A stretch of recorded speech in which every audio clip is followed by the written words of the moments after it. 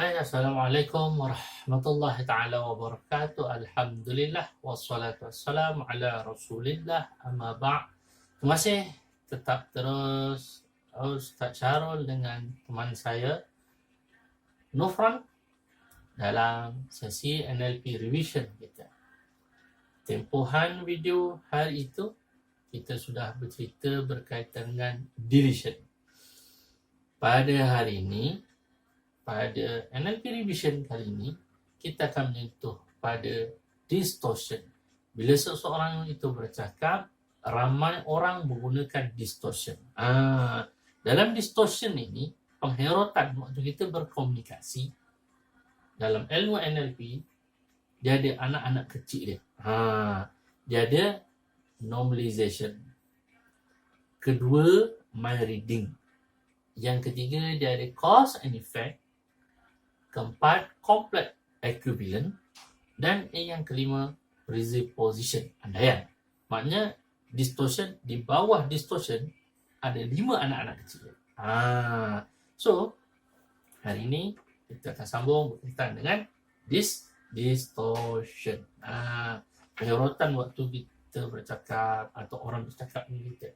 Apabila kita mendengar ayat seperti ayat nombor 1 ni, saya kecewa dengan hubungan ini. Perkataannya adalah pada hubungan.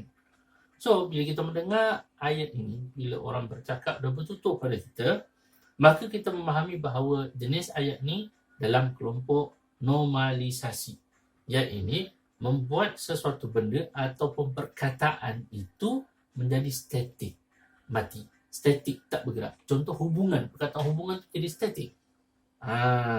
So, bagaimana kita nak bertanya menggunakan metamodel yang tepat sebagai seorang penanya yang hebat dalam NLP, maka kita bertanya dengan pertanyaan, apa yang sebenarnya dimaksudkan dengan hubungan ini?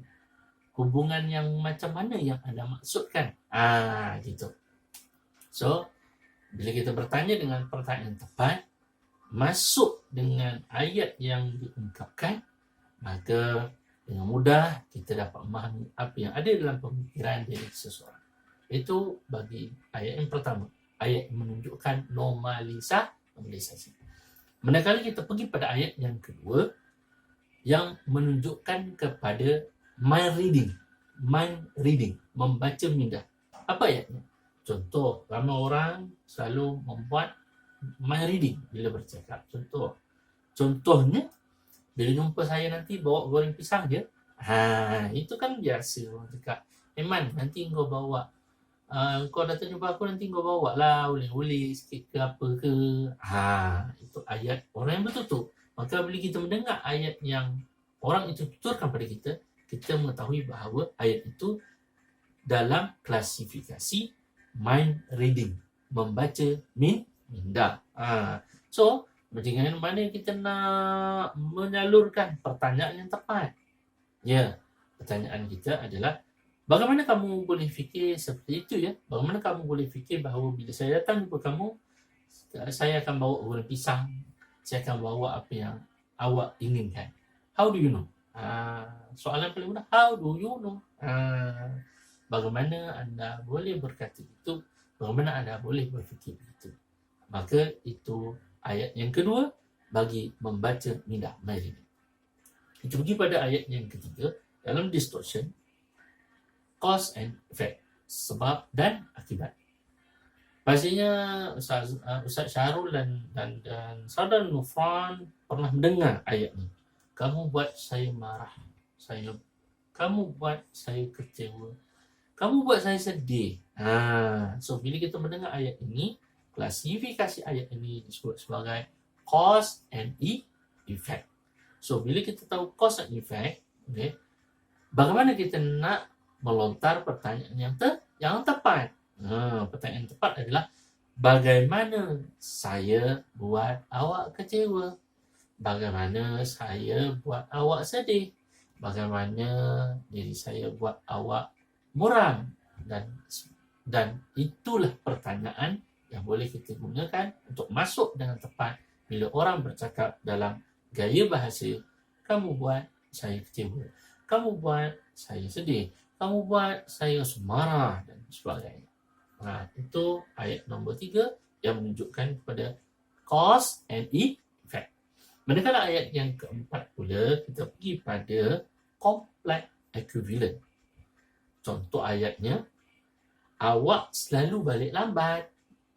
Awak dah tak peduli saya ke? Kadang-kadang orang perempuan ni kan dia cakap bahasa complex equivalent.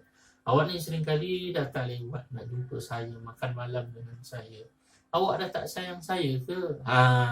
Bila dengar ada dua ayat ini seperti itu, kita klasifikasikan kedua ayat ni complex equivalent. Rumus dia adalah X nak disamakan Y.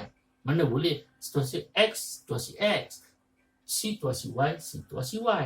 Namun ramai orang bercakap menggunakan laras bahasa digabung kedua-dua. X itu nak dimaknai sebagai Y. Tak boleh. Maka kalau gitu kita bertanya dengan tepat menggunakan metamodel, bagaimana saya lambat datang bertemu awak boleh bermakna saya dah tak peduli awak lagi. Bagaimana saya datang lambat bertemu dengan awak makan malam ni membuat makna bahawa saya dah tak peduli pada awak lagi. Itu.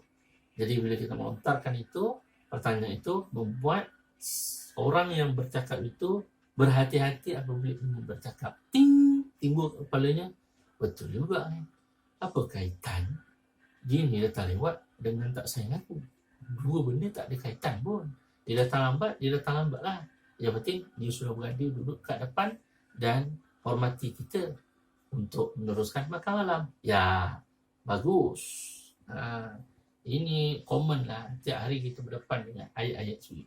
Dan ayat yang terakhir, Ustaz Syarul dengan saudara saya, rakan saya, Salman Fraud, kita pergi pada, ni pun ramai orang membuat andaian bila bercakap. Contoh, sekiranya awak duduk di tempat saya, awak dapat rasalah apa yang saya rasa. Awak tak rasa duduk di tempat saya, awak takkan tahu apa yang saya rasa.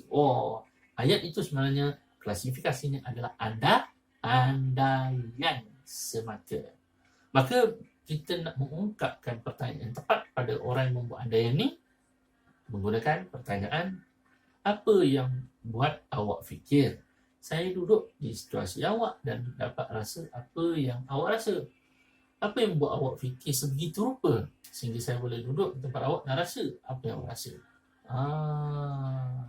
InsyaAllah selamat berlatih dengan 5 ayat yang saya sebut tadi. Ayat 5-5 ini menunjukkan pada sub kecil, anak-anak kecil bagi distortion. Distortion, peherotan. Bila bercakap itu kita mengherot-petotkan, membuat komunikasi itu jadi tak enak, menokok tambah. Maka di bawah distortion itu ada 5 anak kecil dia. Saya ulang balik, anak kecil betul normalisasi. Yang kedua, membaca minda, my reading. Yang ketiga apa? Yang ketiga, cause and effect. Keempat, complex equivalent. X nak disamakan dengan Y. Dan yang kelima, andaian. InsyaAllah, selamat menjalani praktikal, melancarkan komunikasi metamoda anda. Wabillahi taufiq wal hidayah. Wassalamualaikum warahmatullahi wabarakatuh.